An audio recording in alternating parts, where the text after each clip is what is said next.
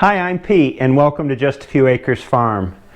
It's hard not to get the blues this time of year. It's cold and gray outside, and there's not nearly as much to do here on the farm. I spend a lot of days in here working in my workshop. It's the warmest place outside of the house to spend my day, and lately I've been working on this clock case. You may recall in a couple earlier videos I was working on an old clock movement, and this is the case that it's going to go in.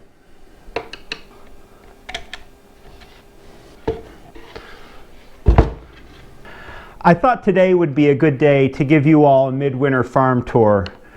I've been making a lot of videos lately that are instructional, but I think it would be nice to get out and look around the farm and show you all some of the places that you don't see in the regular videos. Let's go for a tour.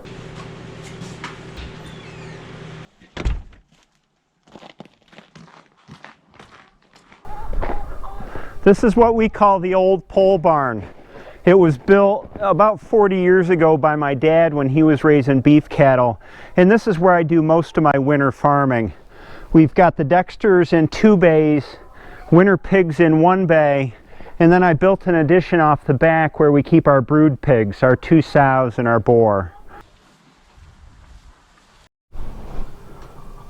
The big pigs are taking their mid-morning nap. Hey, little monsters.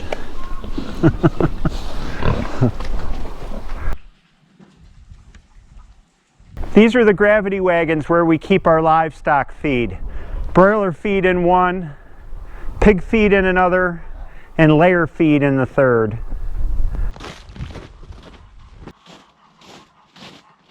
This is the laying hen's winter house.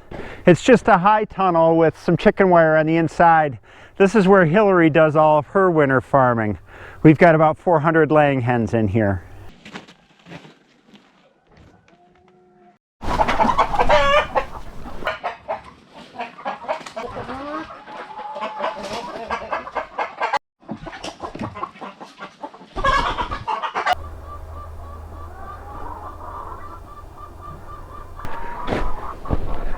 And this is the brooder house. We're not using it right now, of course, because it's the middle of winter, but in less than 2 months, there will be broiler chicks in here as our season starts again.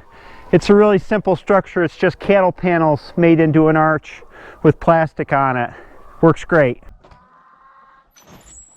It's kind of a mess right now, but pretty soon we'll be cleaning it up and we'll get our first batch of broilers, followed by laying chicks and then turkeys.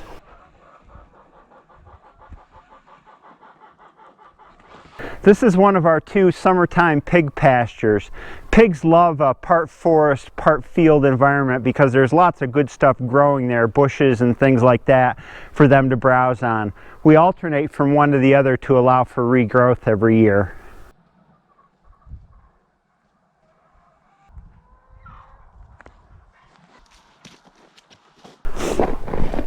And of course our woodshed. We spend a lot of time in the winter in here. There's enough room in here to hold 2 years worth of wood.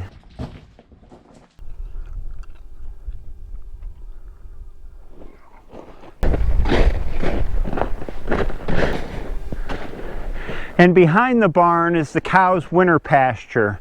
We keep them confined to just this small field all winter long, whereas in the summertime they're out roaming the fields, which I'll show you in a few minutes.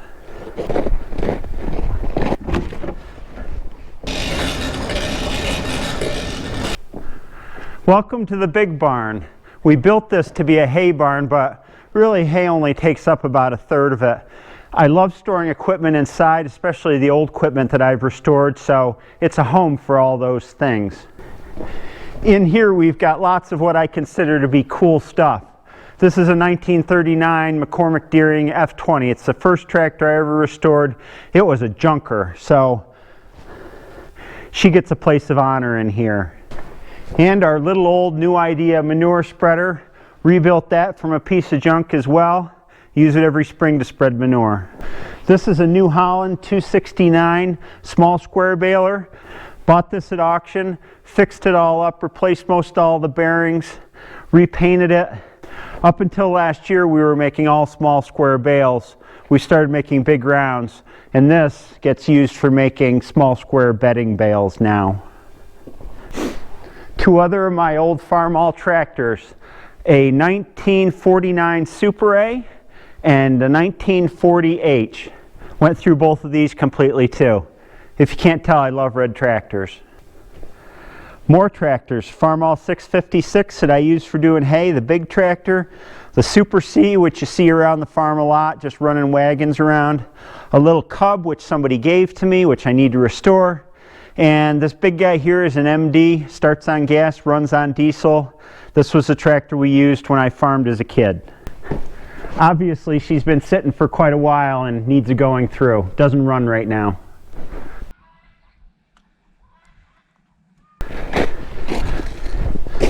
We call this the cow's home pasture in the summer. They can always get to this shaded pasture no matter where they're out grazing, and we keep their water and their mineral in this pasture. They wind up lounging a lot here during hot sunny days. When you walk on past the old pole barn, you come out into this field, which is where we run poultry in the summertime. Doesn't look very hospitable for broilers and turkeys and laying hens right now, but it will be.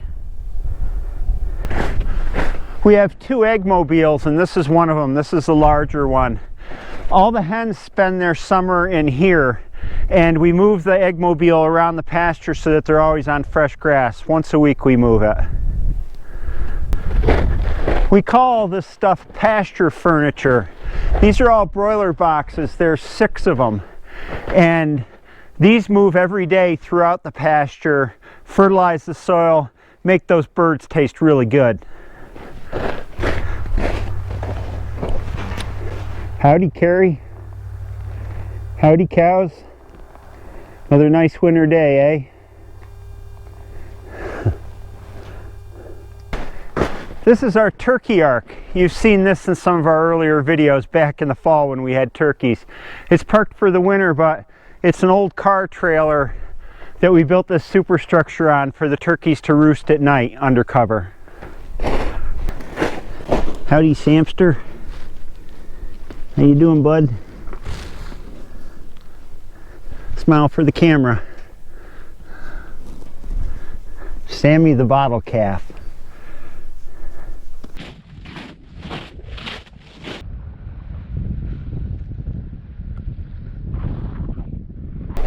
We're making a big loop around the winter pasture, and I can show you the fields that surround it. All this is grazing and hay land, 30 acres total. And we cut all of our firewood from the hedgerows that surround the farm and the 10-acre woods that's down here in the corner.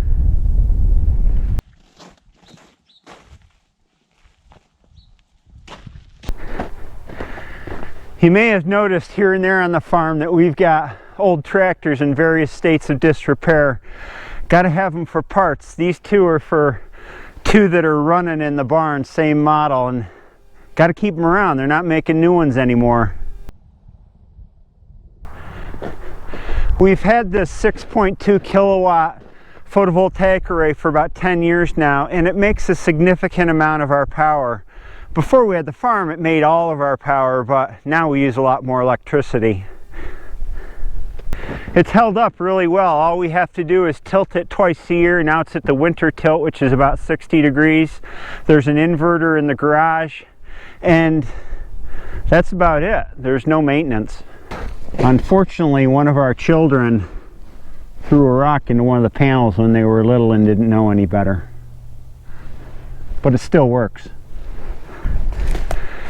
Next to the solar panels, we have our other pig pasture.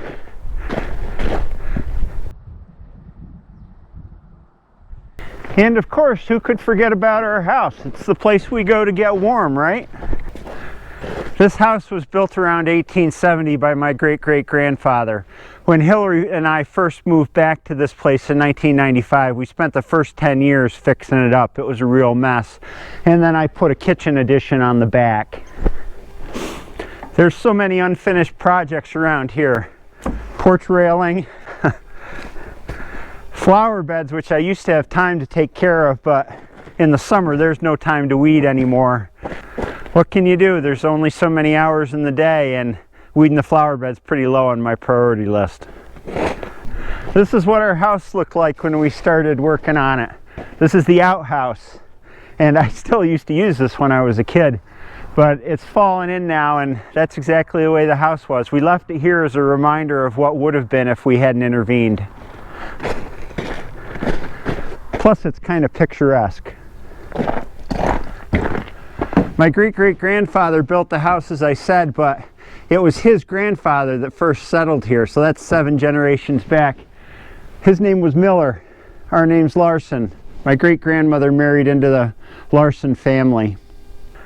That's my 5-cent tour. It'll give you some context when you look at our other videos that are shot here and there on the farm. And as summer comes, we'll be shooting way out in the fields a lot more often, making hay, taking care of the animals. So subscribe to our channel and stick along for the journey. I hope you enjoyed this video, and I'll see you next time.